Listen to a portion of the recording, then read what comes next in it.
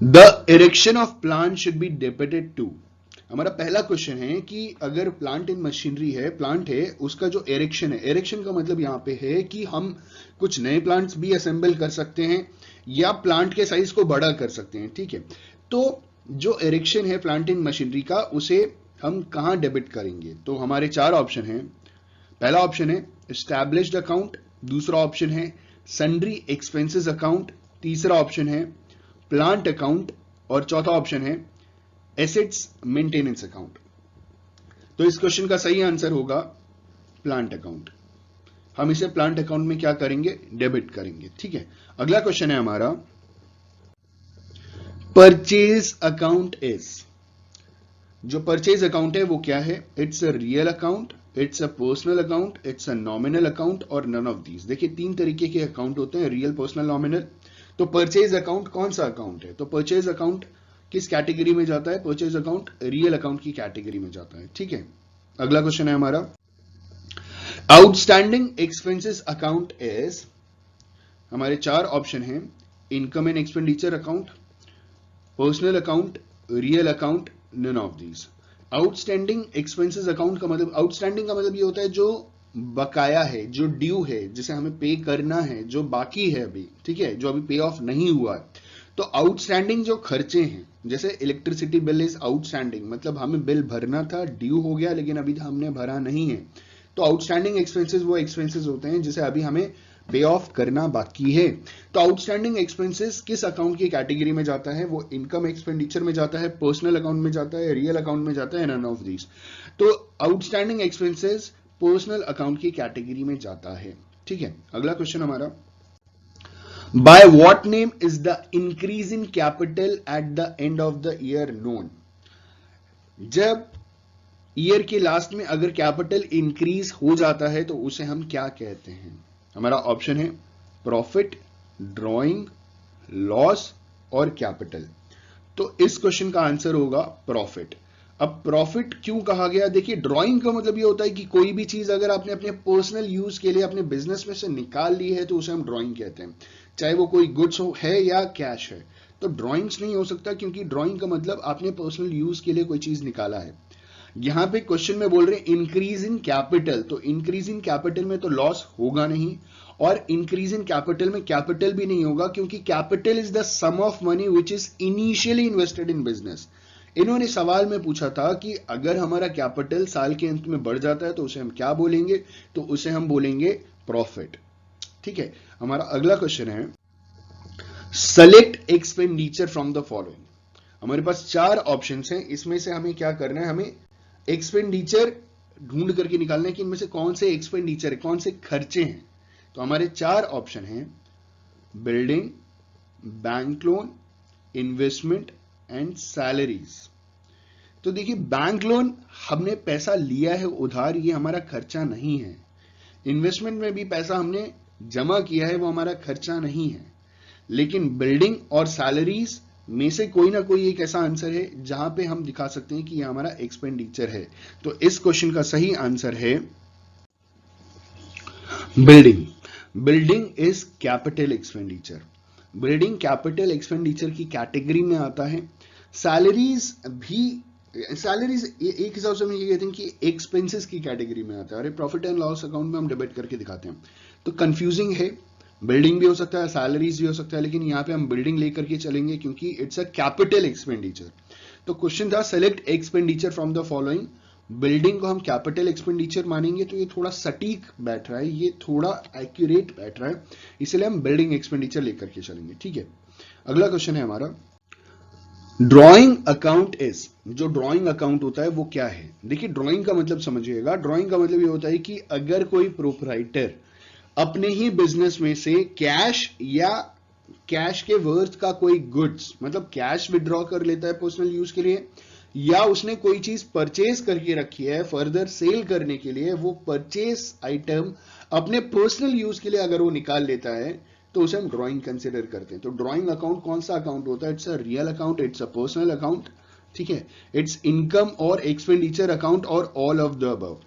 तो drawing account को हम पर्सनल अकाउंट की कैटेगरी में लेकर के जाते हैं। Drawing account is a personal account जहां पे बिजनेस का जो प्रोपराइटर है, बिजनेस का जो मालिक है, वो बिजनेस का कैश या कुछ सामान अपने पर्सनल यूज के लिए विड्रॉ कर लेता है, तो it's a drawing which is a personal account. ठीक है, अगला क्वेश्चन है हमारा, which is the correct equation. हमारे पास 4 ऑप्शन हैं और इसमें से कौन सा सही इक्वेशन है। पहला, outside equity plus profit is equal to total asset. दूसरा ऑप्शन है asset plus owners equity is equal to outside liability. तीसरा ऑप्शन है owners equity plus outside liability is equal to total assets. और चौथा है owners equity plus asset is owners equity is equal to, यहां पे is equal to है, owners equity is equal to assets plus liability. तो इस question का सही ऑप्शन है ऑप्शन सी, जहां owners equity plus outside liability total assets की कैटेगरी में चला आता है। ओनर्स इक्विटी का मतलब ये हो गया, ये शेयर्स की बात कर रहा है। ओनर्स इक्विटी का मतलब ओनर्स का खुद का पैसा, प्लस आउटसाइड लायबिलिटी जो आपने बाहर से डेट्स ले रखे हैं, कर्ज ले रखा है, उधार ले रखा है, लोन ले रखा है, इन दोनों को जब हम टोटल कर देंगे ना तो ये टोटल असेट्स हो जाएगा। ठीक है, तो ये करेक्ट इक्वेशन है।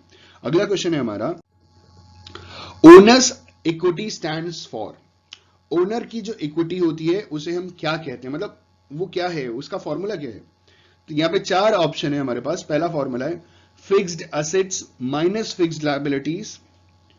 दूसरा, fixed assets minus current liabilities. तीसरा, current assets minus fixed liabilities.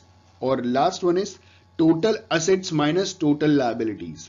तो owners equity is equal to total assets minus total liabilities.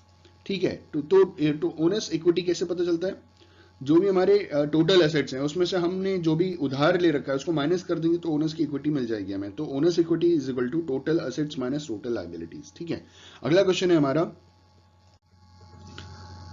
Debit word has been derived from Latin word debere which means.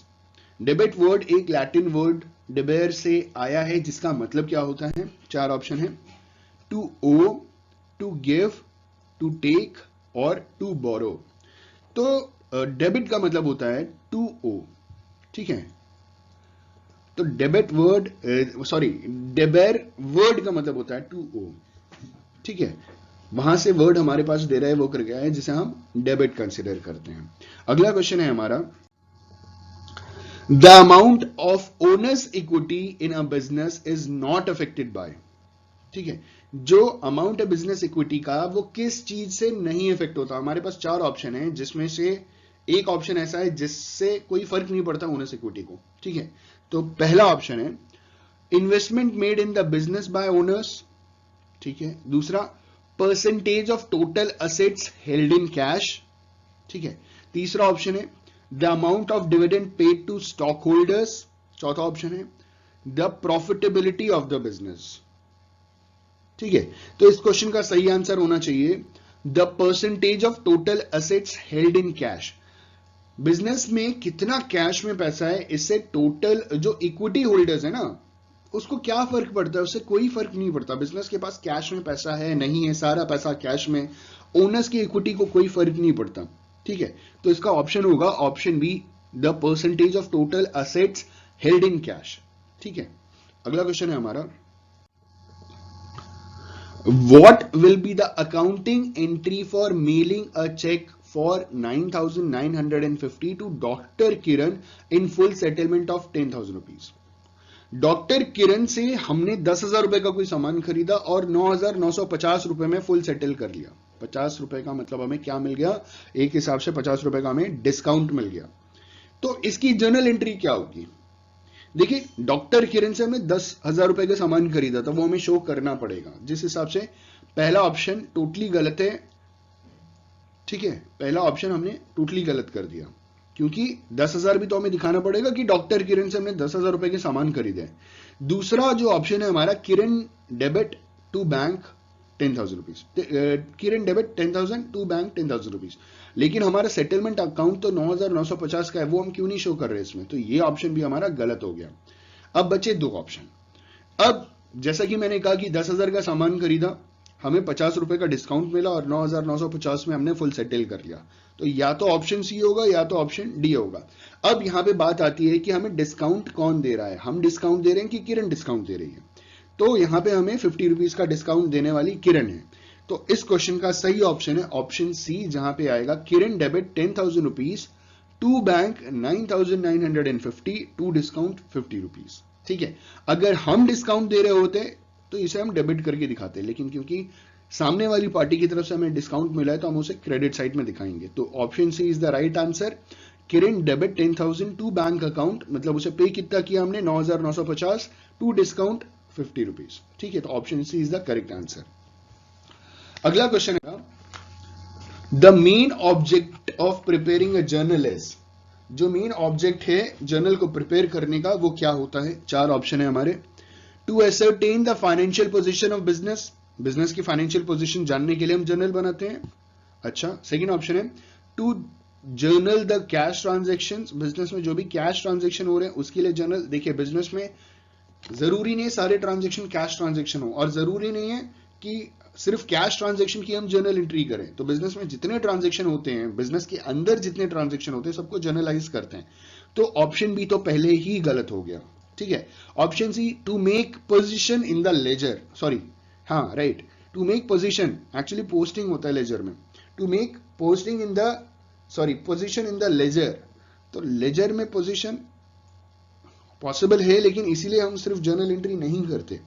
अगला, to record the business transactions first of all. देखिए, ये fourth option भी सही हो सकता है। पहला, to ascertain the financial position of business, तो जर्नल एंट्री से फाइनेंशियल पोजीशन आप जान नहीं सकते उसको, उसके लिए बाकी के जो फाइनेंशियल स्टेटमेंट्स होते हैं ना वो बनाने पड़ते हैं। तो क्वेश्चन है हमारा कि मेन ऑब्जेक्ट क्या है जर्नल बनाने का? तो मेन ऑब्जेक्ट है to record the business transactions first of all. तो option D is the correct answer. अगला क्वेश्चन है हमारा, which of the account is debited, इनमें से कौन से अकाउंट को हम क्या करेंगे? डेबिट करेंगे। चार ऑप्शन है, इनकम रिसीव्ड इन एडवांस, दूसरा ऑप्शन है बैंक लोन, तीसरा है प्रीपेड इंश्योरेंस प्रीमियम, और चौथा ऑप्शन है रिजर्व फॉर डाउटफुल डेट्स। तो इस क्वेश्चन का सही आंसर है प्रीपेड इंश्योरेंस प्रीमियम को हम डेबिट करेंगे। ठीक है, अगला क्वेश्चन है हमारा, बैंक ओवरड्राफ्ट अकाउंट इज, देखिए बैंक ओवरड्राफ्ट क्या होता है कि जो बिजनेसमैन होते हैं, जो करंट अकाउंट होल्डर्स होते हैं, देखिए करंट अकाउंट जो होता है ना वो सिर्फ बिजनेस के नाम पे खुलता है। तो जो करंट होल्डर्स होते हैं ना, करंट अकाउंट के होल्डर्स, उनको एक फैसिलिटी मिलती है बैंक की तरफ से, बैंक ओवरड्राफ्ट। और बैंक ओवरड्राफ्ट का मतलब ये होता है कि अगर आपके बैंक अकाउंट में बैलेंस जीरो हो गया तो आपको एक लिमिट मिलती है एडिशनल विड्रॉ करने की for a short period of time. तो उसे हम बैंक ओवरड्राफ्ट की बात करते हैं, उसे बैंक ओवरड्राफ्ट कहते हैं। तो बैंक ओवरड्राफ्ट कौन सा अकाउंट होता है? It's a personal account, it's a real account, it's a nominal account, और ऑल ऑफ द अबव। तो ऑल ऑफ द अबव कभी नहीं हो सकता क्योंकि तीन अलग अलग टाइप के अकाउंट्स होते हैं। तो इट्स अ पर्सनल अकाउंट। तो bank overdraft account is a personal account. ठीक है, अगला क्वेश्चन है हमारा, consider the following existing entries. हमें क्या करना है कि हमें कंसिडर करना है फॉलोइंग एग्जिस्टिंग एंट्रीज, हमें बताना है कि कौन सा सही है। इसमें ऑप्शंस नहीं लिखे हैं, लेकिन मैं आपको बताऊंगा कि कौन कौन से ऑप्शंस सही हैं। ठीक है, तो पहला है हमारा आउटस्टैंडिंग एक्सपेंसेस की एंट्रीज। देखिए हमारे पास चार ऑप्शन है, चारों में से कोई एक भी सही हो सकता है, दो भी सही हो सकते हैं, तीन भी सही हो सकते हैं, चार भी सही हो सकते हैं। तो हम देखते हैं कि कौन से सही है। ठीक है, तो पहला जो इन्होंने बोला है कि आउटस्टैंडिंग एक्सपेंसेस के लिए हम एंट्री करते हैं expenses account debit to outstanding expenses account. क्या ये एंट्री सही है? ठीक है, दूसरा ऑप्शन है हमारा प्रीपेड एक्सपेंसेस के लिए हम एंट्री करते हैं expenses account debit to prepaid expenses. ये एंट्री गलत है क्योंकि प्रीपेड एक्सपेंसेस में प्रीपेड एक्सपेंसेस डेबिट हो जाता है, तो इसकी एंट्री होगी prepaid expenses account debit to expense account. पहला ऑप्शन सही है जहां पे आउटस्टैंडिंग एक्सपेंसेस के लिए एंट्री होती है expenses account debit to outstanding expenses account. ठीक है, दूसरा वाला गलत था क्योंकि प्रीपेड एक्सपेंसेस की जो जनरल एंट्री की गई है वो बिल्कुल गलत है। तीसरा जो ऑप्शन है हमारा that is income earn and not receive. आपने इनकम अर्न किया लेकिन उसे आपने रिसीव नहीं किया, तो आउटस्टैंडिंग इनकम तो हो नहीं सकता। अच्छा ठीक है, अगर आउटस्टैंडिंग भी होता है तो इसकी जर्नल एंट्री गलत है क्योंकि इसकी जर्नल एंट्री इन्होंने दी है income account debit to outstanding income account. यहां पे होगा outstanding income to income account. ठीक है, outstanding income account debit to income account, तो ये ऑप्शन भी गलत है। चौथा ऑप्शन हमारा है इनकम रिसीव्ड इन एडवांस। अगर आपको एडवांस में इनकम रिसीव हो रही है तो क्या आप लिखेंगे income account debit to prepaid income account, तो ये चौथा ऑप्शन भी सही है। तो इनमें से जो हमारे सही आंसर्स हैं वो ऑप्शन ए भी सही है और ऑप्शन डी भी सही है। तो अगर आपके क्वेश्चन में अगर आपको ऑप्शन मिलता है ना कि first and fourth are correct, तो उस हिसाब से option first and option fourth are correct, ठीक है। Option second and third is absolutely wrong. अगला क्वेश्चन है हमारा, which of the following is not a fictitious asset, इनमें से कौन सा फिक्टिशियस एसेट की कैटेगरी में नहीं आता है। तो पहला ऑप्शन है एक्यूमुलेटेड लॉसेस, दूसरा ऑप्शन है discount on issue of shares and debentures, तीसरा है डेफर्ड रेवेन्यू एक्सपेंडिचर और चौथा है प्रीपेड रेंट। तो अगर हम फिक्टिशियस एसेट्स की बात करें तो प्रीपेड रेंट हमारा फिक्टिशियस एसेट नहीं है। बाकी एक्यूमुलेटेड लॉस हमारे फिक्टिशियस एसेट्स हैं, discount on issue of share and debenture है, डेफर्ड रेवेन्यू एक्सपेंडिचर है, लेकिन प्रीपेड रेंट हमारा फिक्टिशियस एसेट की कैटेगरी में नहीं आता है। It is not a fictitious asset. Next question is retained earning is classified as, retained earning को क्या क्लासिफाई किया गया है। तो हमारे ऑप्शन है रेवेन्यू, ओनर्स फंड, एसेट्स और लायबिलिटीज। देखिए रिटेन्ड अर्निंग प्रॉफिट का वो हिस्सा होता है जिसे जो बिजनेस ऑर्गेनाइजेशन है वो अपने पास रख लेता है, रिटेन कर लेता है, ठीक है। तो रिटेन अर्निंग अनडिविजिबल प्रॉफिट को भी कंसिडर किया जाता है। तो रिटेन अर्निंग रेवेन्यू होता है, ओनर्स फंड होता है, एसेट होता है कि लायबिलिटी होती है। तो ये किस कैटेगरी में क्लासिफाई होता है, ये ओनर्स फंड की कैटेगरी में क्लासिफाई होता है रिटेन्ड अर्निंग, ठीक है। क्योंकि it's not a revenue, it is not a asset, it is not a liability, it's owner's fund, ठीक है। अगला क्वेश्चन, क्योंकि ओनर्स फंड जो शेयर है उसी की, वहीं से तो हम रिटेन अर्निंग करते हैं, वहीं से तो हम पैसे कमाते हैं। ये वाले रिटेन अर्निंग ओनर्स फंड की कैटेगरी में आता है, ओनर्स फंड से ही हम रिटेन अर्निंग अर्न करते हैं। अगला क्वेश्चन है हमारा, interested on capital of the proprietor is debited to, ये इंटरेस्टेड नहीं होगा, ये इंटरेस्ट होगा, सॉरी क्वेश्चन गलत, ये टाइपिंग एरर है। Interest on capital of proprietor is debited to, जो इंटरेस्ट है कैपिटल पे मिला है वो प्रोप्राइटर के किस अकाउंट में हम डेबिट करेंगे। तो पहला ऑप्शन है हमारा प्रोप्राइटर्स कैपिटल अकाउंट, दूसरा है इंटरेस्ट अकाउंट, तीसरा है प्रोप्राइटर्स पर्सनल अकाउंट, चौथा है कैश अकाउंट। तो क्योंकि ये इंटरेस्ट है और प्रोप्राइटर को मिल रहा है तो ये इंटरेस्ट अकाउंट की कैटेगरी में जाएगा और इंटरेस्ट अकाउंट को हम क्या करेंगे, डेबिट करेंगे।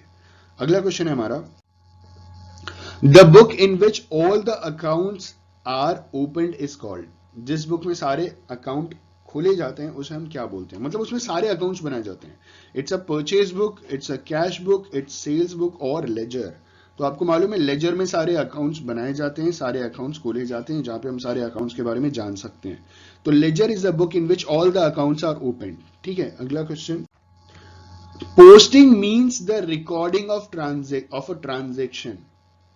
अब पोस्टिंग का मतलब होता है ट्रांजेक्शन को रिकॉर्ड करना। अब चार ऑप्शन है, इन एनी टू अकाउंट्स, ठीक है। दूसरा ऑप्शन है on the debit side of an account related to that transaction, तीसरा ऑप्शन है on the credit side of an account related to that transaction, और चौथा है on the proper side of two account related to that transaction.